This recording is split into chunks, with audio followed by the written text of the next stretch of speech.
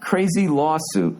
Crazy lawsuit. All right. Hey there, Billy Birthday Cake. Wondering if your friends in the comic community pass this on to you. Oh, please don't miss the speed performer getting sued. I know. Oh, well, this is a long one. You know what? I'm going to go take a shower. Take a shower. That's a long one. How do you say take a shower? It's something. All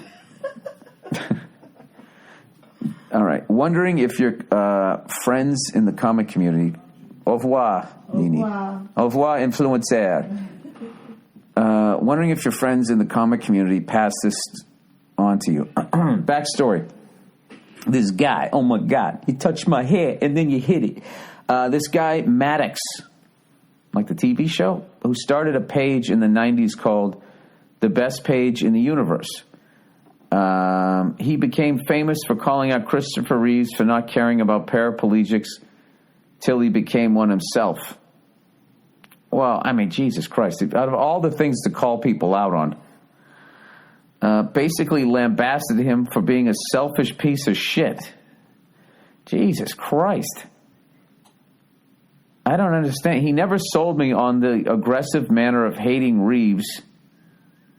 The only way he does this without looking like an asshole is if he was also in a wheelchair, you know, and lived at the top of a flight of stairs or some shit and no one never made a ramp for him. Then I could see him being mad at Christopher Reeves. But even then it would still be misdirected. It still should be aimed at people like myself that didn't go over there and help build him a fucking ramp. Anyways, but I appreciated a different point of view on topics. No one questioned, and so I had... Okay, but I appreciate a different point of view on topics no one questioned, and so I had some respect for this. He also had a post called something like, I can draw better than your kids, and then posted pictures kids made and trashed them. All right, I like this guy now. Maybe he's the original troller.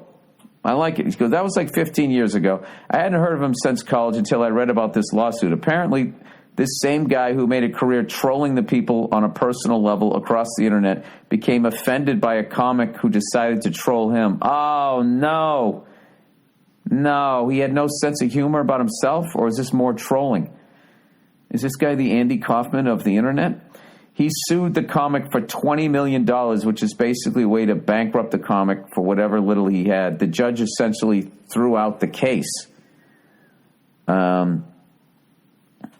On the advent of your 50th birthday, I just want to thank you for not turning into a huge hypocrite like Maddox. Oh, dude, I'm one of the most hypocritical people you're ever going to meet.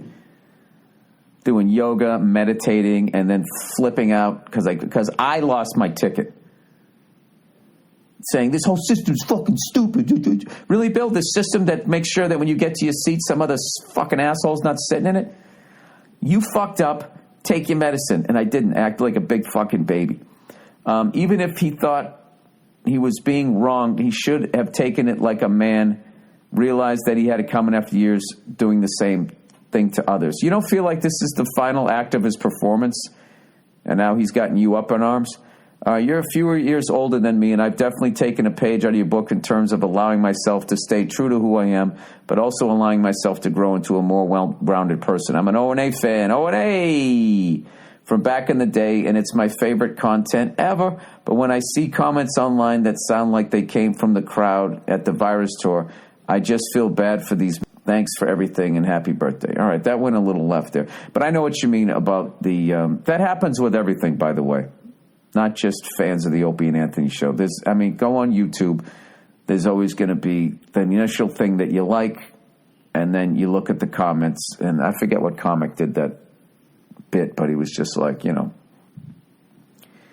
scroll down like 3 or 4 comments before it spins into like somebody dropping the N-word or some, thanks a lot, Obama. Like somehow that'll be watching like slap fights. At least that's the shit that I watch, which I do not understand those for the life of me. First of all, the fact that if they hit your ear, what that's going to do to your hearing. Do you know that was a thing that, like, I got to look this up. Moms used to do that. That was like a disciplinarian thing back in the day. You mothers boxing their children's. This is too specific. I don't think I'll get anything. ears. They would just, it was like Killer Khan, how he used to do that scream. Wah, boom, and just hit, boxing the ears. Okay.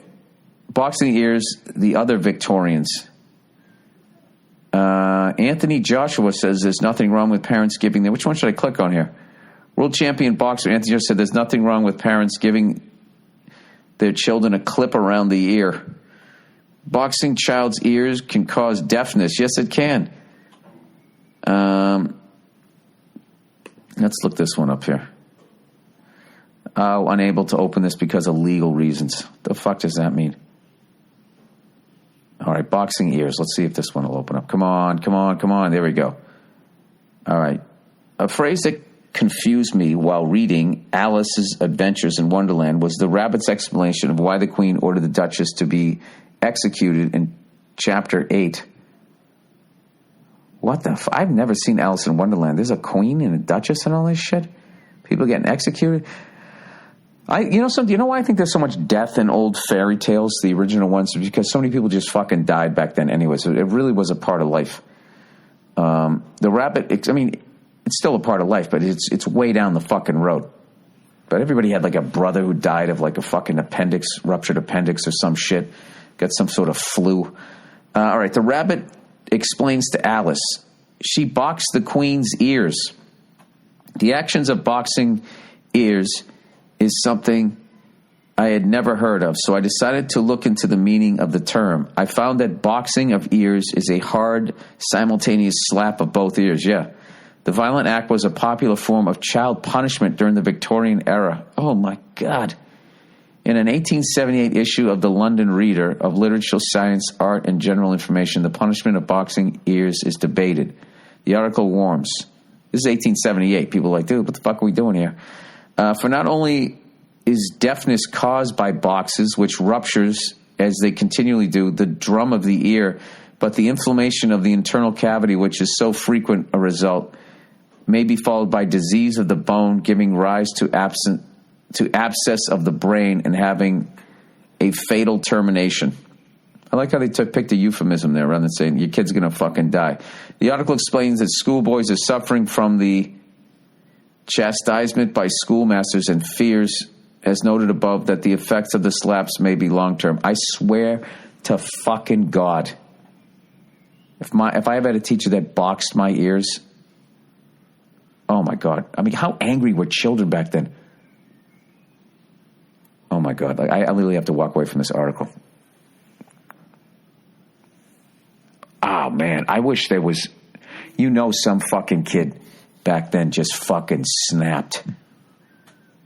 Was just big enough, and just beat the shit out of his teacher and boxed his ears like 9 times. Made him a deaf fucking bastard. So whenever I watch those slap fights, it's just like, you're going to make somebody deaf. Do they put something in their ear? Forget about just taking a concussion for no goddamn reason. I mean, well, in those slap fight competitions, like, what is the fucking prize money? Anyways, continuing on. Bayer and Monsanto. Oh, Jesus. Didn't, I gotta see what time I've done here. 53 minutes, all right. Didn't Monsanto change their name? Like Jefferson Airplane or some shit?